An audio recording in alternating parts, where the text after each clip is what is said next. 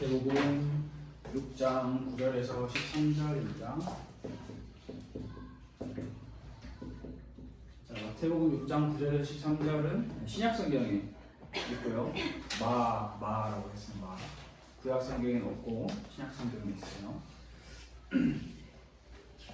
마태복음 6장 9절에서 13절을 읽어봅시다.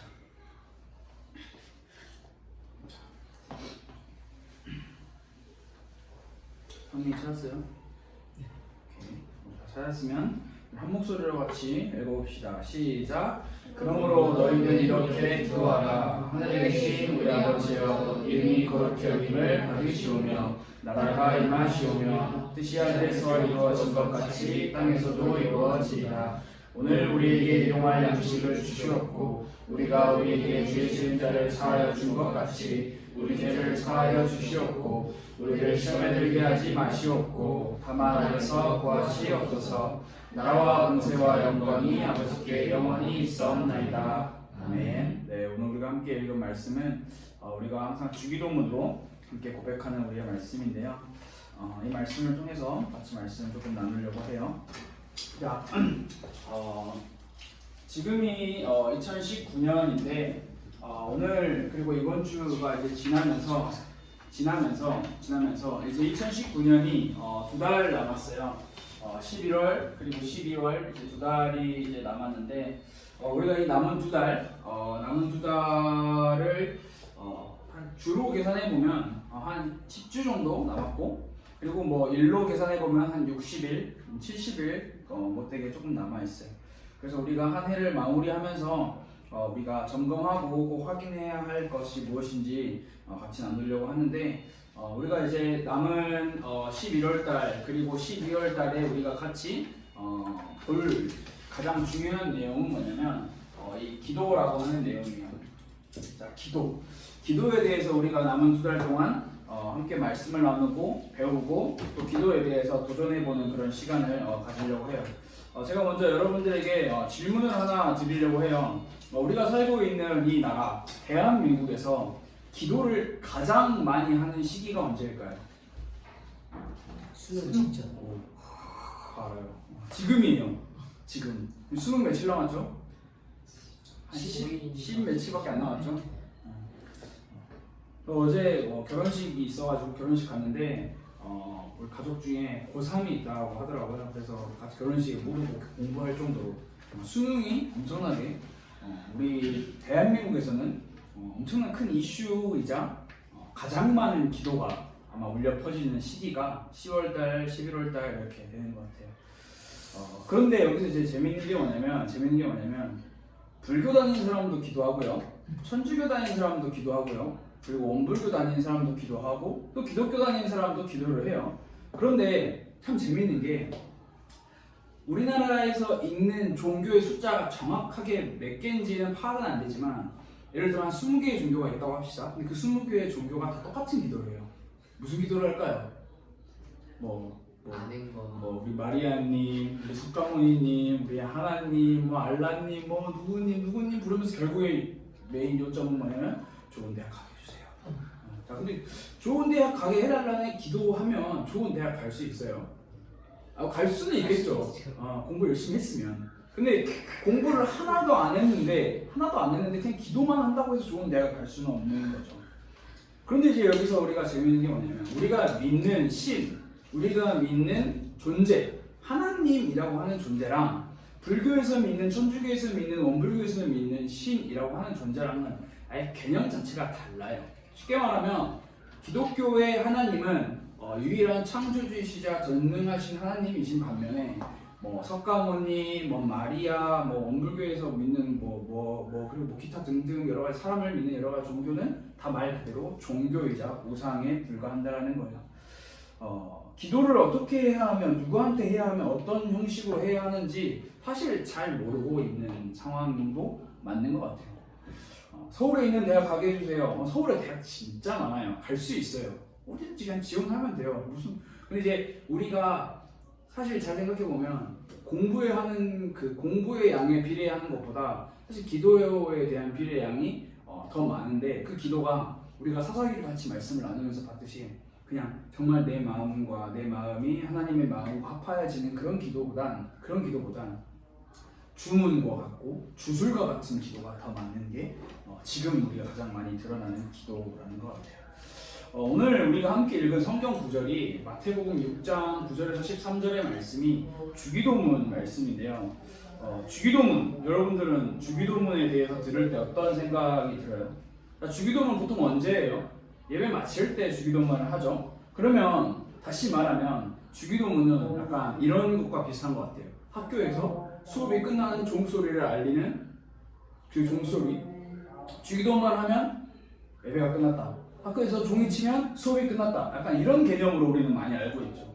그렇다면 주기도문을 조금 더 빨리 해요. 하나님 계신 우리 아버지 아멘 하면 예배가 좀 더 빨리 끝나잖아요. 그러니까 뭔가 약간 되게 굉장히 그 안에 있는 의미를 살펴보기보다는 그냥 이렇게 주문을 외우는 식의 기도가 참 많이 있는 것 같아요. 주기도문을 빨리 하면 더 빨리 집에 갈 수 있어요. 더 예배가 빨리 끝나기 때문에 참 재밌는 이야기죠. 근데 이제 이러한 오해와 잘못된 생각들이 정작 우리에게 주기도문에 대해서 집중하지 못하고 그 의미를 살펴보지 못하게 하는 게 참 많은 것 같아요. 주기도문, 말 그대로 주님이 우리에게 가르쳐 주신 기도문이라고 하는 주기도문인데, 사실 우리가 주기도문을 어떻게 보고 어떻게 대하고 있냐, 주기도문에서 기도를 빼고 주문으로 살펴보고 있는 경우가 참 많다라는 거예요. 그래서 우리가 하나씩 조목조목 살펴보고 그 뜻과 의미를 들여다보면서 주기도문을 우리가 올바로 할 수 있는 그런 방법을 좀 배워보면 좋을 것 같아요. 그래서 오늘 우리가 성경 말씀을 읽은 처음에 그러므로 너희는 이렇게 기도하라 라고 예수님께서 가르쳐 주시는 건데, 이제 우리가 여기서 그럼 질문을 해보고 살펴봐야 되는 게, 너희는 이라고 분명하게 지칭을 하고 있어요. 야, 너희는 기도를 해라. 자, 근데 이 너희는이 누구한테 하는 말일까? 이게 중요하죠. 자, 갑자기 길 가다가 여기 뭐 교대 앞에 아니면 여러분들이 교회로 오다가 갑자기 차를 타고 오거나 걸어오거나 창문을 내리고 갑자기 너희는 이라고 하면은 대상이 불분명하잖아요. 대상이 누군지 몰라요. 그냥 지나가는 사람들한테 모여있으면 너희는 이라고 하면 그게 대상이 불분명한데, 오늘 예수님께서 제자들에게 너희는 이라고 가르치고 계시는 말씀이라는 거예요. 그렇다면 주기도문은 예수님께서 제자들에게 하시는 말씀이라는 사실인데, 예수님을 따르는 예수님의 백성들, 하나님의 백성들, 즉 우리에게도 똑같이 말씀을 하고 계시다라는 거예요. 자, 하나님의 백성, 너희는 이라고 했을 때 이걸 이제 우리는 하나님의 백성이라고 생각을 할 수 있는데, 자, 하나님의 백성이 무엇일까요? 하나님의 백성이 무엇일까요? 여러분은 하나님의 백성, 하나님의 자녀에 대해서 어떻게 생각해요? 엄청 스페셜하고 엄청 막 남다른 존재, 구별된 존재, 구분된 존재, 선택받은 존재라고 생각을 하죠. 할 수 있어요. 맞아요. 틀리지 않아요. 그런데 잘 생각해보고 우리가 조목조목 생각해봐야 할 게 뭐냐면, 우리 백성이라는 우리의 존재가 스페셜하고 특별한 게 아니라 우리를 선택해 주신 하나님이 스페셜하고 하나님이 특별한 존재라는 사실을 우리가 잊어버려서는 안 되는 거예요. 하나님의 백성, 즉 하나님께서 우리를 백성으로 불러주신 하나님께서 특별하신 분이라는 거예요. 특별하신 하나님께서 우리를 백성 삼아주시고 자녀 삼아주셨다라는 거예요. 그런데 참 안타까운 게 뭐냐면, 정작 하나님을 믿지 않는 사람들보다 하나님을 믿는 사람들이 하나님의 명령을 더 어기고 살아가는 게 현실이에요. 그러면서 당당하게 이야기해요. 아니, 하나님을 믿지 않는 사람들처럼, 그 사람들처럼 저는 살래요 라고 이야기를 하고 있어요. 사사기 말씀을 통해서 우리가 함께 많이 말씀을 나눴죠. 하나님의 마음보다는 내 마음이 더 중요하고, 하나님께서 원하시는 예배보다는 내가 원하는 예배가 더 중요하다라는 것을 우리는 많이 살펴보고 있어요. 하나님의 백성, 특별한 존재예요. 하나님의 자녀, 특별한 존재예요.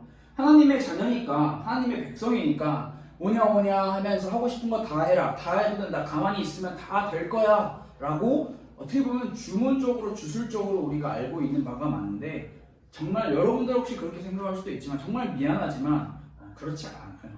하나님의 자녀는, 하나님의 백성은 하나님의 백성의 의무가 있고요, 하나님의 백성의 책임이 있어요. 하나님께서, 특별하신 하나님께서 우리를 불러주셨기 때문에 그 부름받은 자녀, 백성이 불러주신 하나님을 위해서 해야 할 의무와 책임이 있다라는 거예요. 그게 바로 오늘 우리가 함께 말씀을 나눌 이 기도라는 거예요. 기도.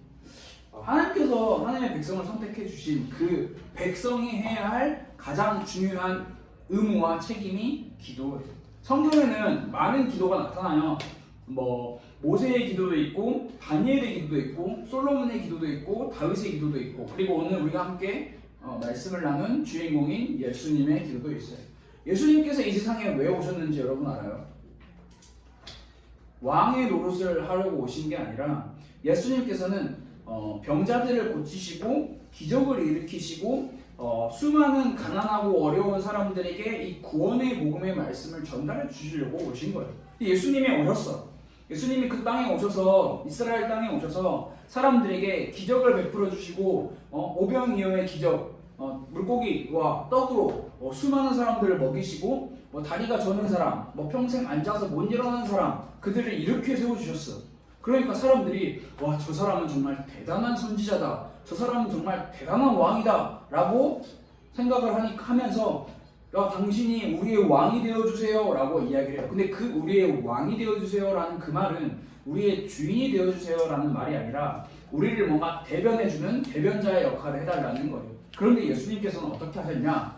사람들이 우르르 몰려와가지고 와, 당신 정말 대단합니다, 우리에게 기적을 보여주세요, 우리를 살려주세요, 우리를 도와주세요, 우리의 왕이 되어주세요 라고 이야기를 했을 때 예수님께서는 어떻게 하셨냐? 예수님께서는 그때마다 홀로 조용히 물러나셔서 혼자 한적한 곳에 가셔서 기도하셨어요. 하나님 앞에서 기도하셨어요. 엎드려 기도하셨어요. 기도를 어떻게 해야 하는지, 기도가 대체 무엇인지 우리는 성경 말씀을 통해서 잘 살펴봐야 하는 거예요. 이어서 너희는 이렇게 기도하라 라고 예수님께서 먼저 말씀을 하고 계시는데, 이렇게 반대말이 뭐예요? 저렇게, 맞아요, 저렇게. 그러면 이렇게 기도하라 라고 하는 말에는 저렇게 하지 말라고 하는 의미가 내포되어 있어요.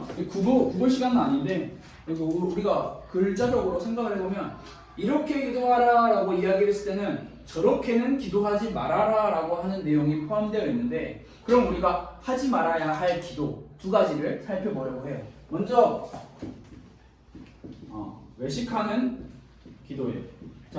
외식하는 기도 뭘까요? 외식이라는 단어가 여러 가지 의미로 쓰일 수도 있지만 우리가 가족끼리 밖에 나가서 레스토랑에 가서 중국집에 가서 밖에 나가서 음식을 사 먹는 외식을 이야기하는 게 아니고요. 이 외식은 사람들에게 보여주는 것을 말하는 거예요. 겉으로 드러나는 내 형태와 내 습관.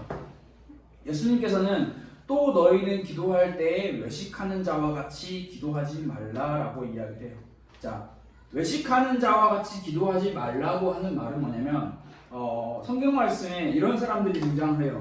바리새인, 그리고 서기관들, 그리고 이런 사람들이 등장하는 그 사람들은 어떻게 기도를 하냐면 자기 집에서 조용히 자기의 그 기도처를 만들어 놓고 기도의 방에 들어가서 혼자 하나님께 기도하는 게 아니라 꼭 기도할 때 우리 여기 1층 내려가면 여기 도로변 있잖아요. 도로변에 나와서 기도해요. 이렇게 옷도 막 이렇게 휘황찬란한 반짝반짝 빛나는 옷을 입고 딱 펴놓고 엄청 큰 소리로 기도한다, 나 기도한다, 막 이렇게 기도하는 거를 이렇게 드러내고 광고하는 식으로 기도를 해요. 나 기도한다, 나 기도 준비 많이 했으니까 너네 들어라. 이렇게 성경에서는 이렇게 말하고도 있어요. 성전이라고 하는 데가 꼭 이런 집 모양은 아니겠지만 바리새인들이 어떻게 기도를 하냐면 그냥 자기의 이 집 구석에서 기도를 하는 게 아니라 성전 꼭대기에 올라가서 기도를 한다고까지도 표현을 하고 있어요. 그만큼 외식하는 기도라는 거는 내가 정말로 하나님과 나와 만나는 그 기도를 하는 게 아니라 사람에게 보여주기 위한 기도를 한다라는 거예요. 외식하는 자들, 즉 이걸 다시 말하면 위선이라고 해요. 위선이라는 것을 여러분들이 쉽게 생각하려면 겉과 속이 다름을 우리가 생각을 할 수 있어요. 내 마음으로는 내가 이만큼 준비했으니까 사람들에게 내가 기도를 이만큼 잘하는 것을 보여줘야지 라고 하는 그 마음이 있다라는 거예요. 마치 연극과 같은 거예요. 여러분들이 연극을 봤으면 알겠지만 그 주인공이 이 연극에서는 실제로 악당의 역할을 해요. 근데 그 사람이 역할이 악당일 뿐이지 그 사람이 실제로 악당은 아닌 것처럼, 뭐 실제로 악당이면 그건 진짜 악당이겠지만 겉과 속이 다른 위선적인 기도를 한다라는 거지. 그래서 예수님께서는 저렇게 기도하지 말라라고 이야기를 했을 때 첫 번째로 가르쳐 주신 방법이 외식하는 기도는 하지 말아라. 그럼 두 번째로 성경 말씀에 이런 단어가 등장을 해요. 중언부언하지 마라라고 이야기해요. 자, 중언부언하지 말라라고 이야기를 하는 건 뭐냐면 쉽게 말하면 쓸데없는 기도 많이 하지 말라는 거예요. 쓸데없는 내용도 없고 감동도 없고 뭐 그냥 뭣도 없어요. 맛도 없고 뭣도 없는 그냥 생각나는 대로 막 줄줄줄줄 구구절절 이야기하는 기도를 하지 말라는 거예요. 이것을 보고 조금 더 깊게 생각을 해보면 내가 분명하게 믿는 신이 없는 기도예요. 그냥 알라, 부처, 하나님, 마리아님 그냥 아무나 내 기도 들어주세요. 아까 이런 기도, 그런 기도를 보고 중언부언하는 기도라고 이야기를 해요. 약간 이 기도에 대해서 조금 더 설명을 하자면 쓸데없는 말을 많이 하는 중언부언하는 기도라는 말은 기도를 다 했어. 뭐 예수님의 이름으로 기도를 했든지 뭘 했든지 아멘 하고 기도가 끝났어. 근데 정작 돌아서서 내가 무슨 기도를 했는지 몰라. 왜? 그냥 너무 생각도 안 하고 그냥 막 아무거나 막 뱉었거든. 그러니까 내가 뭘 기도했고 내가 정말 원하는 그 기도 제목이 뭔지도 모르는 그 기도.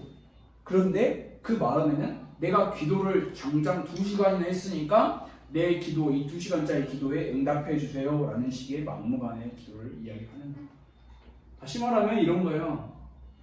하나님, 내가 기도 2시간 동안 했어요. 그러니까 하나님 감동하세요. 약간 협박이죠. 막무가내죠. 그러니까 우리가 기도를 1초를 하건 5초를 하건 짧게 하건 길게 하건 그걸 중요하지 않아서 우리 마음이 하나님 앞에 전달이 되면 하나님께서 감동하셔서 우리의 기도를 들어주실 수도 있어요. 그런데 하나님, 내가 기도 이만큼 했으니까 하나님 이 기도 당장 들어주세요. 내가 노력했으니까 하나님 내 기도 들어주세요.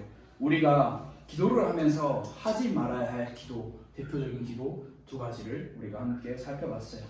그래서 우리는 근데 여기서 굉장히 재밌는 사실이 뭐냐면 여러분, 외식하는 기도, 중언부언하는 기도, 내가 이 기도를 하고 있는지 안 하고 있는지를 알려면 일단 기도를 해야 해요. 기도를 해보면 내가 중언부언하고 있는지 내가 외식하는 기도를 하고 있는지 생각해 볼 수 있어요. 기도도 하지 않으면서 이렇게 생각은 할 수가 없는 거예요. 마지막으로 자, 기도에 대해서 마지막으로 정의를 내려볼게요. 기도라는 거는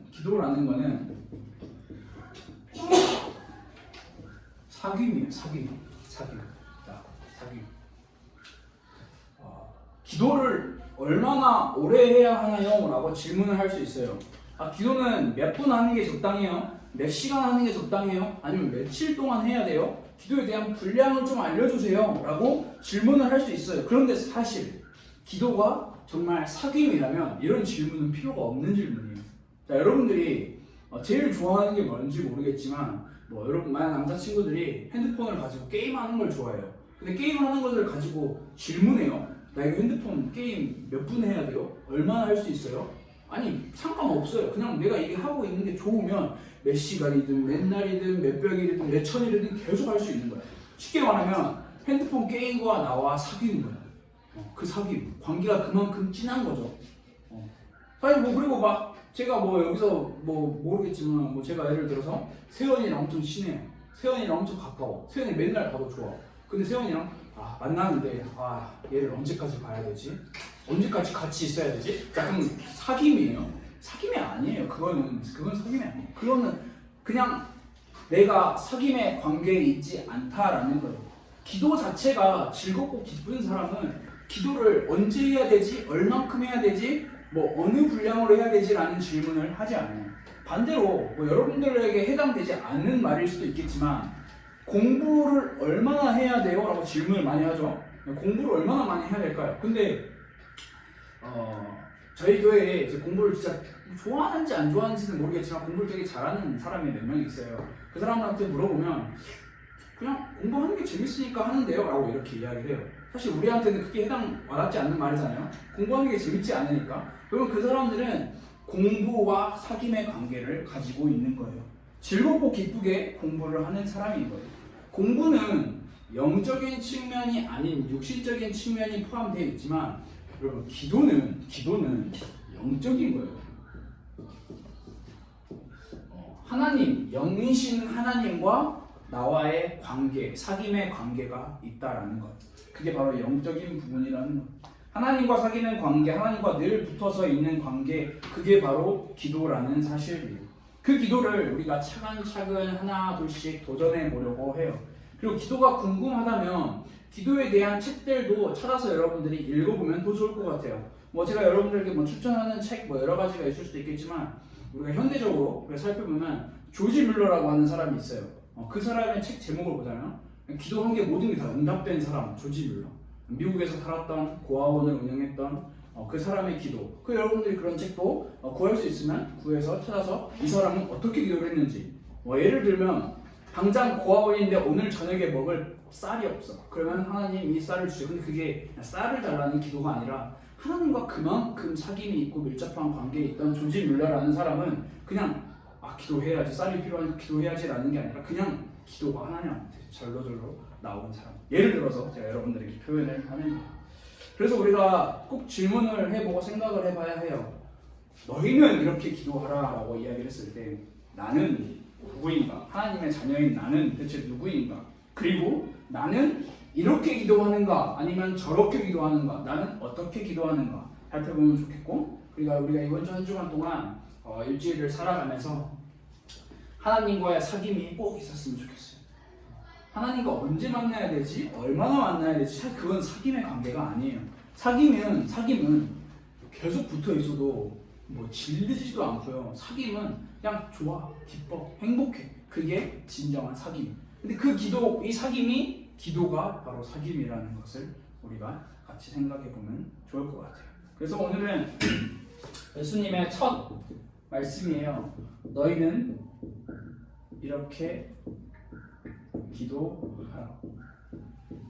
예수님께서 제자들에게 말씀해 주신 너희는 이렇게 기도하라 라는 이 말씀, 여러분들이 주기도문이라는 말씀을 많으면 한 3단어, 4단어, 적으면 1단어, 2단어 이렇게 살펴볼 건데 이것을 선택하면서 제가 기도하고 있는 바가 뭐냐면 여러분들이 예배를 마칠 때 주기도문 할 때 예 끝났다 집에 가야지 약간 이런 생각이 없이 하늘에 계신 우리 아버지여 이름이 거룩히 한 이 단어의 뜻과 의미를 찬찬히 생각해보는 올해가 끝날 때까지 한번 그 부분을 같이 도전해보면 좋을 것 같아요. 우리 이 시간 같이 한번 기도합시다. 하나님, 하나님의 자녀와 하나님의 백성으로 우리를 불러주신 하나님, 우리가 하나님과 사귐이 있는 관계가 되길 원합니다. 우리가 하나님과 기도로 소통하며 항상 기도로 대화하며 하나님과 기도로 사귈 수 있는 우리의 마음이 될 수 있도록 우리를 도와주세요. 우리 이 시간 한번 같이 기도합시다.